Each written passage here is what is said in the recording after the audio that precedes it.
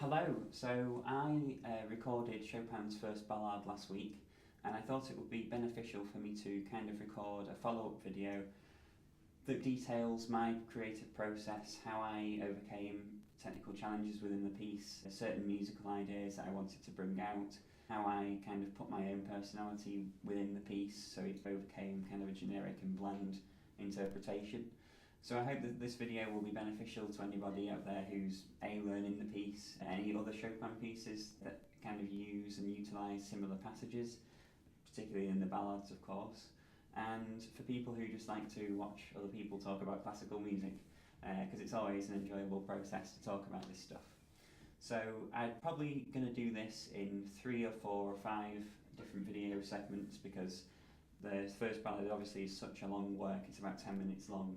And my performance, by the way, I'll link into the description, so if you want to listen to that, you're free to do so if you wish to. So without further ado, let's get started. So the opening introduction here that Chopin's put on, the performance marks are Largo, Forte and Passante. And these mean, well, Largo means to play it slow, Forte loud, and Passante is to play it heavily.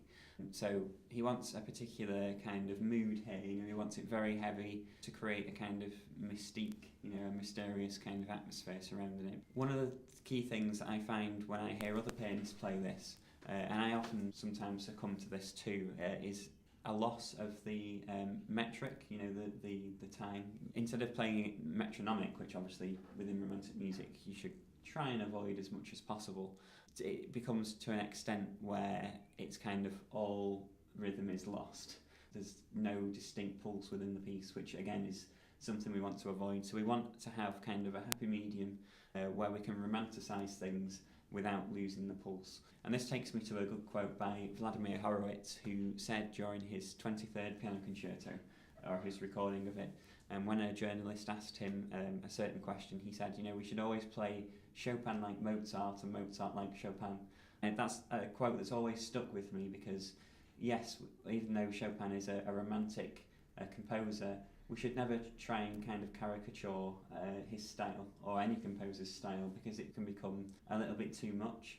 So with Mozart, even though Mozart is a classical composer, we shouldn't try and avoid any kind of romantic feeling within the pieces that he wrote. We should include musicality, we should make Mozart come alive through the passions that we've learned, maybe through romanticism. And likewise, with Chopin, we should kind of complement his music with the traditions that he was brought in, which was based on the classical tradition. So to start with, let's go from the beginning and play this very strictly in time. So we're going to start off here at bar 1, and we're going to play it in a largo tempo. So 1, 2,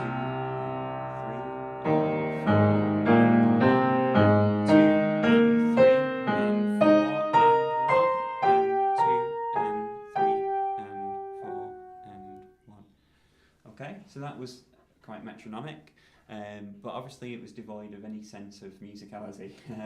So what we need to do is try and divide this phrase into kind of sub-phrases where we can go towards a climax, if you like, and then come down, and then another climax and come down.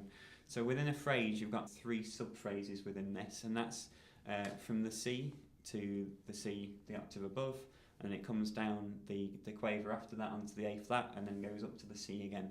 And down to the A flat again and up to the C. So let's try dividing those phrases, climbing to the C and then coming back down on the A flat. So let's give that a go. 1, 2,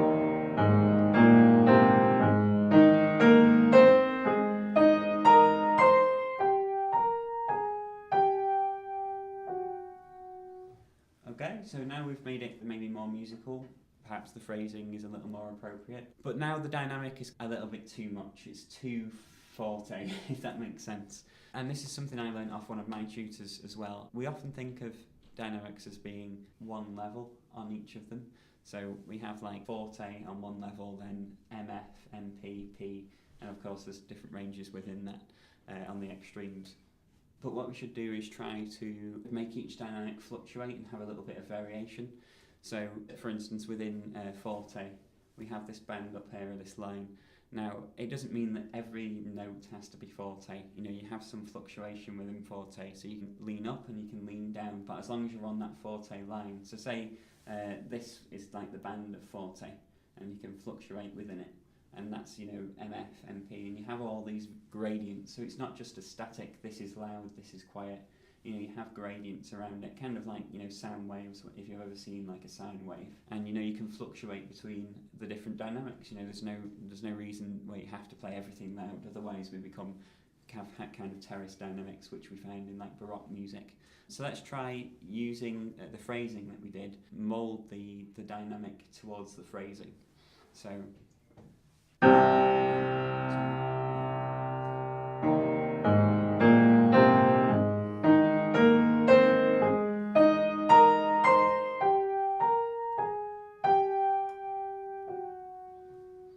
okay, so now we have perhaps a more dynamically appropriate interpretation for the phrasing, but now what we need to do is input emotion into it.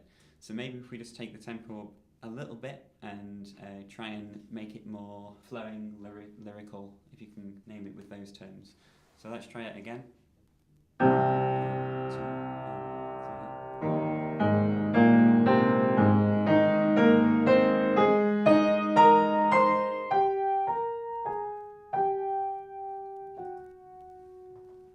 Okay, so that's sounding a little bit better.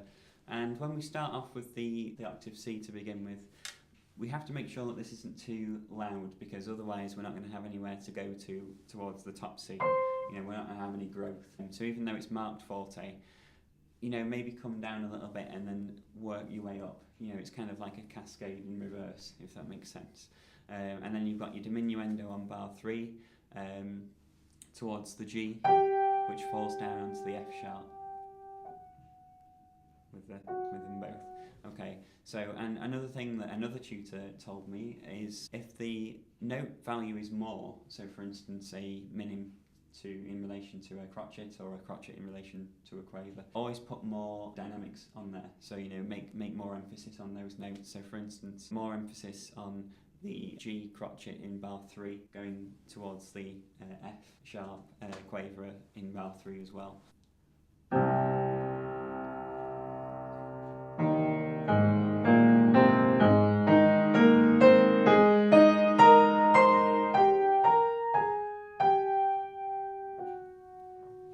Okay, so that's sounding a little bit better, and I hope that gives you some insight into those 3 bars there. So then we move on to bar 4, and now we're in a completely different dynamic. We have piano, and again we need to count all the way through. So 1 and 1. Okay, so that's as it's written, but now we need to, and I've written on the end of this, so on the, to give that a different energy to what's preceded it. So if we go maybe,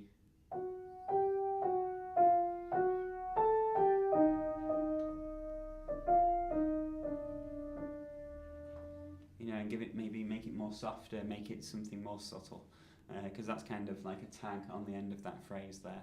So in context,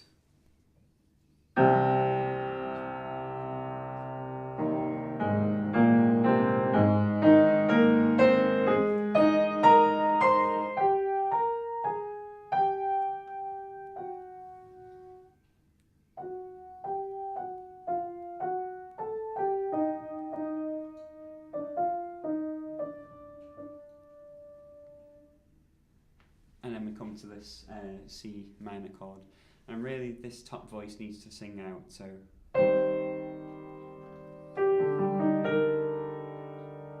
and we're still in largo, and then we enter the moderato where we have different pulse. Okay, so when we get chords in Chopin, we need to order them in terms of importance. So for instance, that chord, C minor chord, we need to order it in a hierarchy, so C minor maybe. So that for me is probably the most important note: C, E flat, and G. And you make it so the C is louder, the E flat next,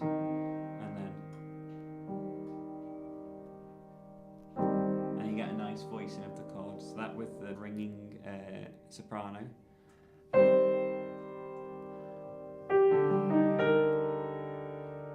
And again for this chord as well, we need to order that in terms of importance. So, and that's something for the pianist obviously to decide himself. And on this chord as well, we have a discrepancy between the earlier scores, which include a D and not an E flat at the top of that. So, and the later editions, and it's commonly performed with an E flat, and that's what I use when I perform this piece. So let's go from the C minor.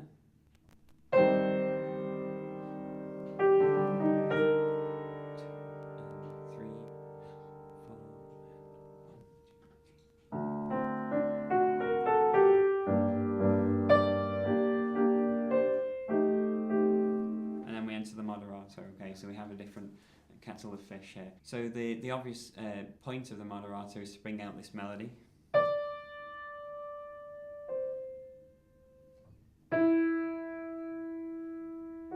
And of course these are slurs, so the first note is always louder than the second one, and you can overlap them just slightly to give it kind of that descending, falling feel. So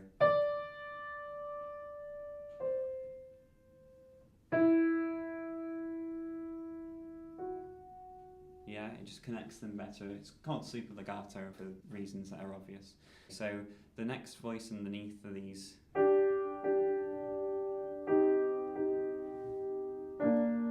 chords. And I always think when I play these chords, it needs to bounce like a ball. So if you have a ball, throw it on the ground, it comes up and then it goes up to a certain height, but not as high as when you first released it, and it goes back down again. So it needs to have that kind of bum, bum, dum, dum. And that needs to be reflected in both these chords and the bass as well, because it's the same idea.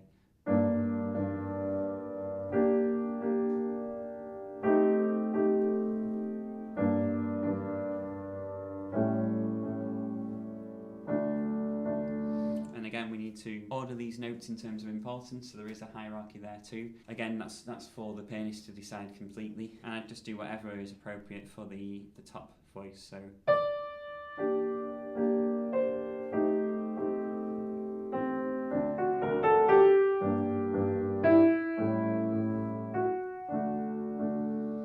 Okay, and one of the common things that I did when I recorded this a while ago is I found it really difficult to place each chord so it didn't become metronomic. So again, it's that funny balance between it being completely out of time to try and emote passion, and being too metronomic.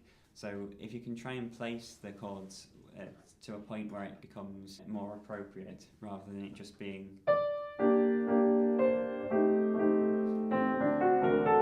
a rhythm exercise. So maybe at the end of the phrases there,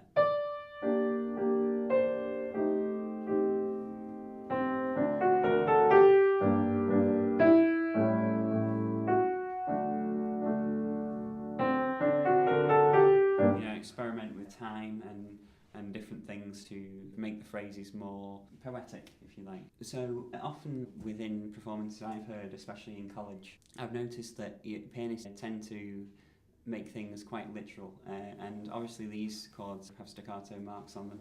So, and I've heard pianists literally in performance go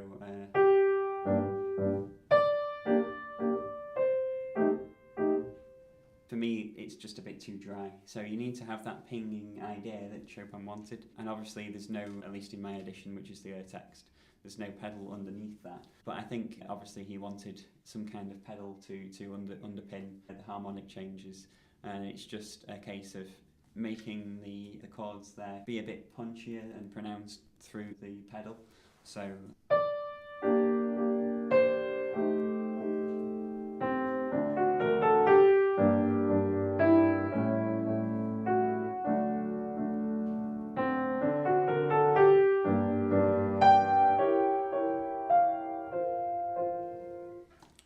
gives that idea of kind of the bouncing ball analogy that I used before. So each of these phrases are kind of similar until we come up to bar 20 to 21, where we kind of get a change in harmony, where we have G major or G7 instead of G minor, which we had before. So when approaching this music, we need to make sure that even though phrases repeat, it needs to be different and the approach needs to be different each time, because that makes it more musically interesting for you and for the listener. So by the time we come up to bar 20, we have this kind of lift and things kind of get moving again to a new idea.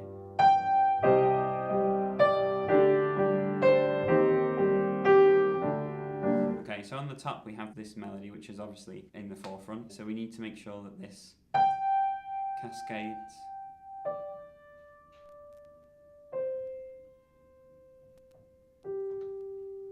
And you have kind of each level going down like that. The middle voices, the chords that fill in the harmony, again, the bouncing ball idea.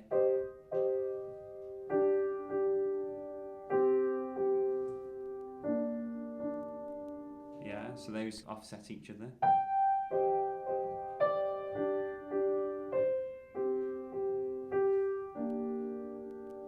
And then in the bass you have these minims that sing through, with a crotchet rest in between them. So 1, 2, and 1, 2, and 1, 2, and 1, 2. And then the lower voice, you have this movement there too. So it's a case of making sure, and what I do for the minims is change the fingering, so you have chance to hold that on for its full value, like that. So you're making these staccato as it's written, and you're also holding these on for the full value that's intended, that's written on the score there. So together.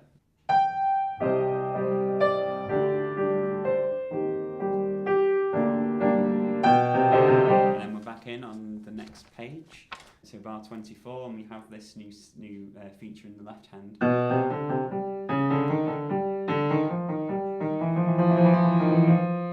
Okay, and this is, because this is new, I'd really bring this to the forefront too, because we've not heard this before. The right hand's just doing what we had the previous 2 bars. So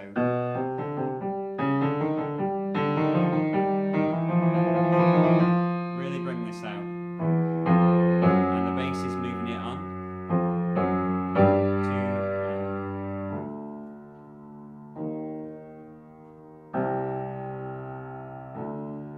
And the bass is kind of moving the harmony through, so you're kind of getting those tension and releases through that just the harmonic structure itself. So the top line is still doing its thing. And that's the climax, that's where you're going to lead to, and then fall and release on the D. So you have that.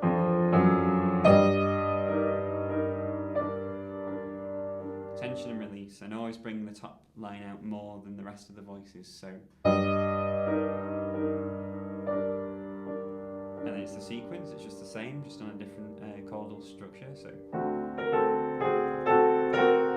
and you're going to move to here. This is where the climax is, and release, tension, and release. So even though on this last one you have 2 notes which are the same, 2 minims which are still an A dotted minim at least for the first one, the tension and release is incumbent within the harmonic structure. So for instance and even though it is harmonically different, the melody is helping to kind of fall and release that energy. And then for this one we have a tension and release, but for this one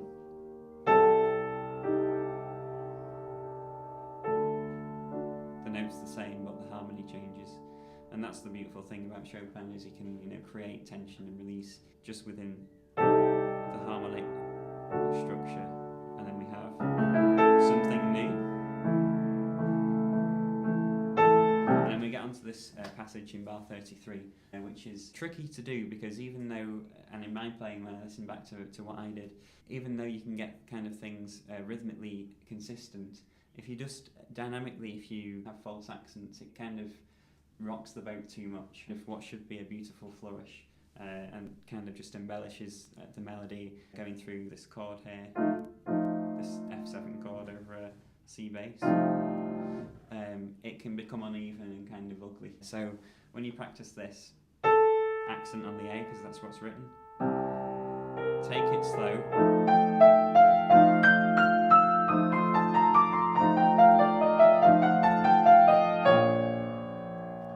and make every note even. Obviously you're not going to play it so heavy, obviously it'll be, you know, light.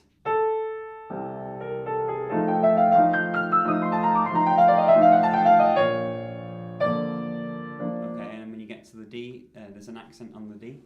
And that sometimes can, in performances I've heard and my early performances of this, I kind of linked these two notes together, which is false. We shouldn't do that because the D starts a new phrase, you know, that's a new phrase. So instead of, it's sometimes easy to get caught up in that because the C sharp really resolves to the D. So, yeah, but it's really, without the big break in the middle. But that's obviously something that you need to emphasise with the fingers because there's a pedal right the way through that change. So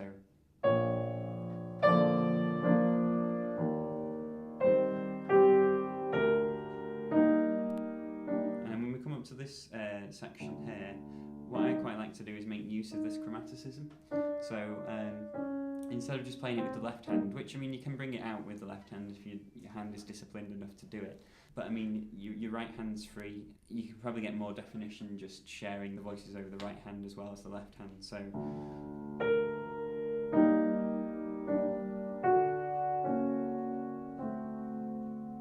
yeah, we get this beautiful line going down, and if you take that with the right hand, it makes it just more defined and more pronounced to the listener as well. So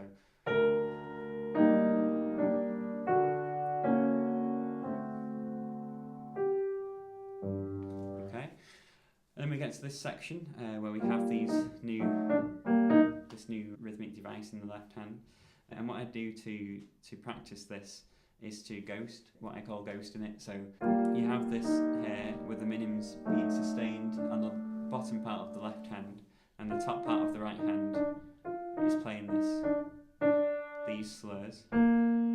Yeah. What I do is ghost the top of the voice first, so just practicing playing everything.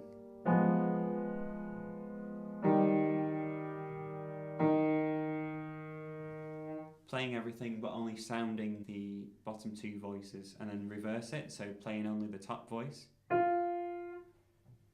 but making the sensation that you're playing everything together, and sometimes it'll sound through and that's okay.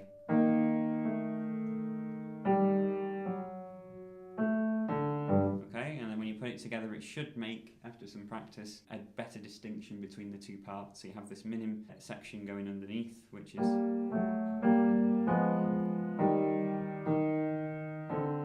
and this top voice, which makes it more lyrically consistent.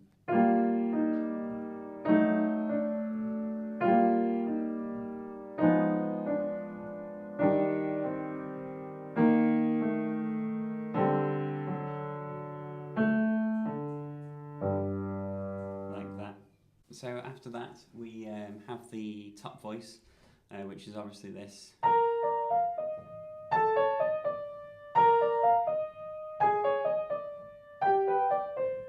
Which needs no explanation other than it just needs to follow the harmonic tension and release that we were talking about before. So altogether these three things and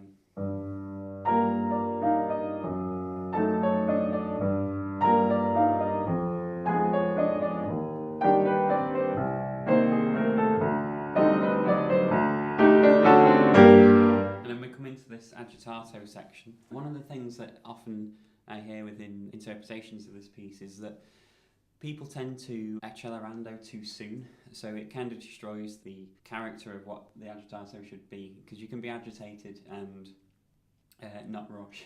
You know, you can be agitated and not kind of let it run away with you. So what I do here is just use the tempo that you've had from the piano and just come off into that, and really you only need to accelerando 1.5 bars, 2 bars before you reach the pure mosso. So if we just take it back a few bars, let's go from the piano, completely from the piano. So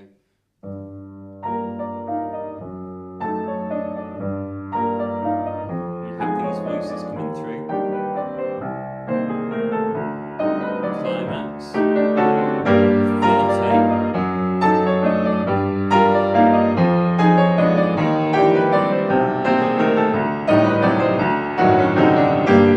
and when you get to bar 44, that's kind of where it kicks off. One bar before the più mosso. So again, agitato, bringing out those voices, because these are where the accents are. And then again, voice lead on all of these, so bring them in order of importance. So yeah, and then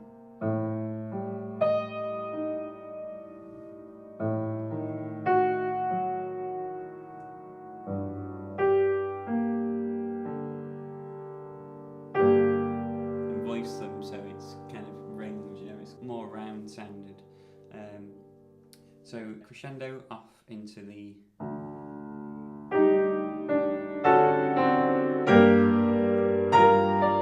and then that's when you're agitato. And then when you reach the feel free to kind of let that run a little faster, but for me, for my taste, the agitato should be the same tempo really.